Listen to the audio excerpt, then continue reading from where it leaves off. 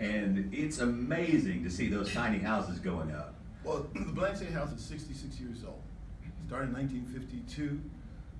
When I first came on board, I was told there were 8 men that started this. I've been corrected. Now they said about 15 or 16 guys, but they were special people. And they worked at this program to engage their families in the larger community, many of whom continue to come there in terms of volunteers. So we have roughly 7,000 volunteers that work with us annually to serve some 355,000 meals to the Portland's homeless community. And not everybody that comes there is homeless. We have some people who cannot afford their rents. I mean, they can afford rent, but they cannot afford food. So they can come there and get a nice warm meal. We're open to everybody. We have a board of directors of 15 individuals. Many of the sons and sons-in-laws of the founders are still very active. And we have 2 of them here today, Ed and Dan Petrusic's there. And so they have some pretty good stories about what happened in the early days. But it's a very, very important commitment to this community. Thousands, literally thousands of men have gone through this program through the years, and millions upon millions of meals have been fed.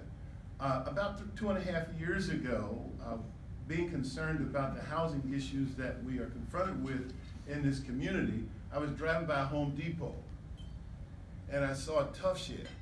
And I said, okay, we have, at our farm, we have a wood shop.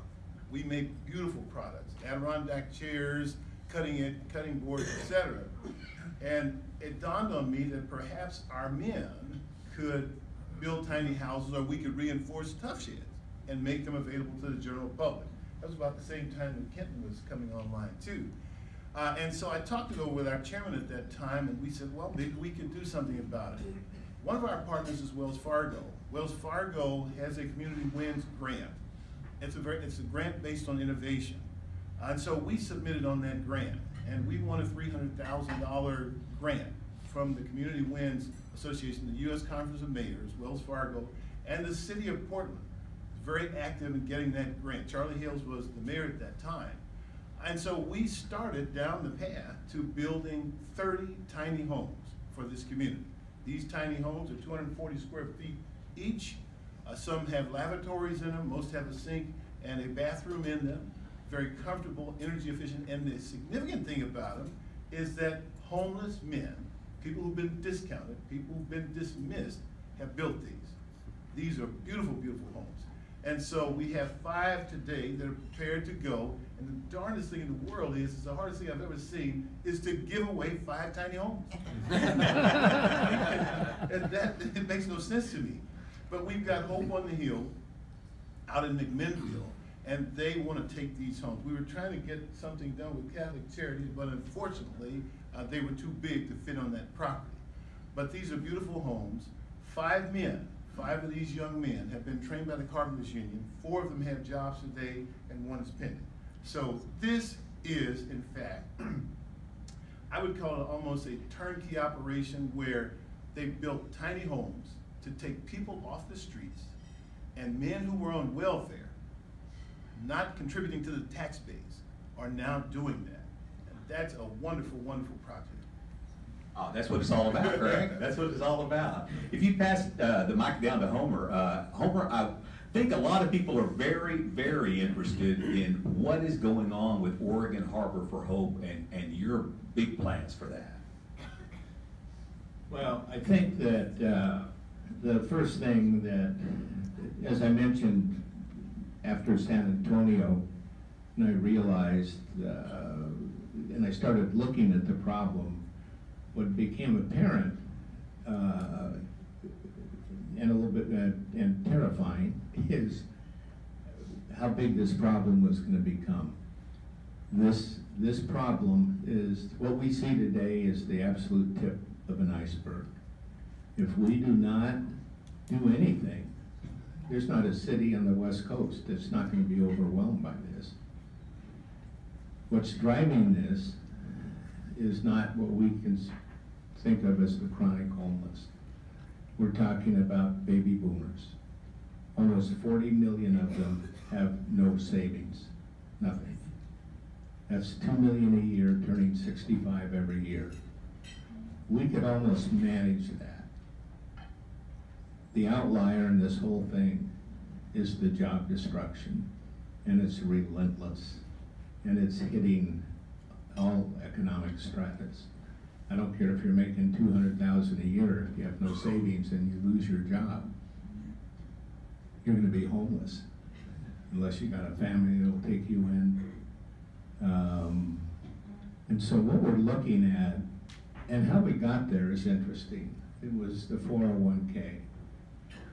We didn't realize we were setting off a nuclear bomb when we implemented. Once we got away from defined benefit plans,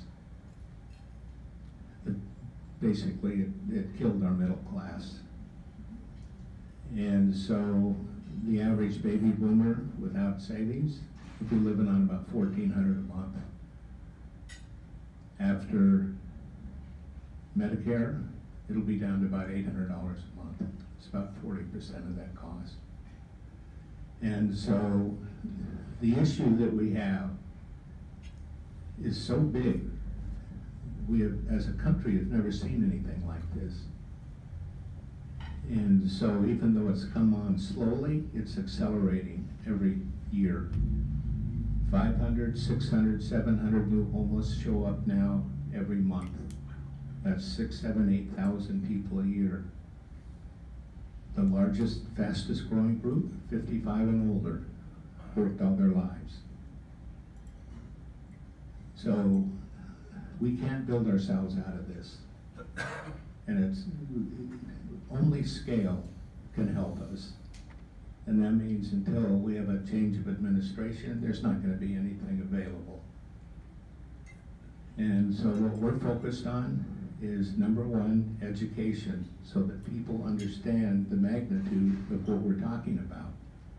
If you don't quantify a problem, you'll just keep doing the same stuff you've been doing, and it's not working.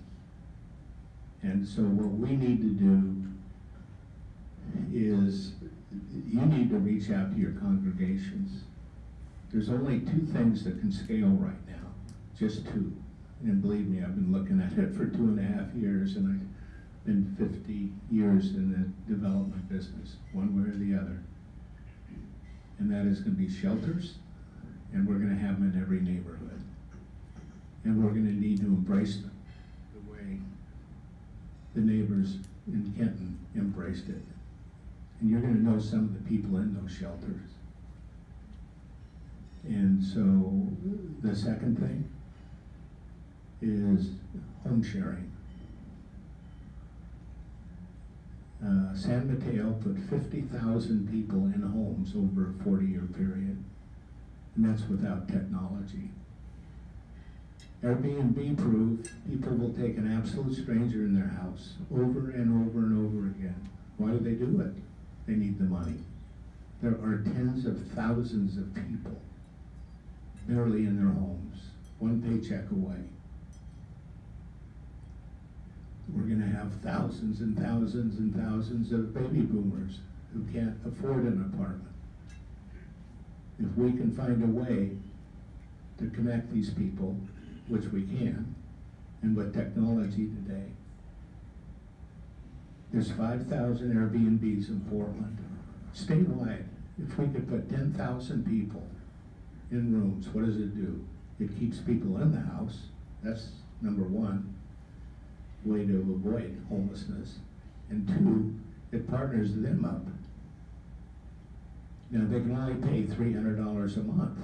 So what do we need to do? We need to create a toolbox. The state needs to look at giving a tax credit. You need to have people, the city, a credit against property taxes. In other words, you need to deliver the $1,000 a month to the homeowner, but at the same time you need to find a home. And so if we could put 10,000 people statewide, and we're working with the governor's office right now, that is the equivalent of spending $2 billion on building housing. And even if we had $2 billion, we wouldn't see any of it for 3 or 4 years. And at the rate that we're growing, we're going to be overwhelmed. And so the first thing is, you know, I use an analogy. If you're in a war, and that's really what we're in, and somebody gets shot, what do? Do you build the hospital? Well, if you're in a war, you probably ought to start building it. But what you need to do is stop the bleeding. We've got to get these people out of the bushes. We've got to get them in a safe, warm, dry place. We need to feed them. We need to give them good water. And, you know, shame on us if we don't. It doesn't matter how they got there. You know, bad decisions, they didn't save money, they didn't do this. It doesn't matter. They're ours. And it's not for us to judge these people. We just need to engage with them. And so, anyway, that's what we're trying to do. Well, that's an excellent springboard for my next question.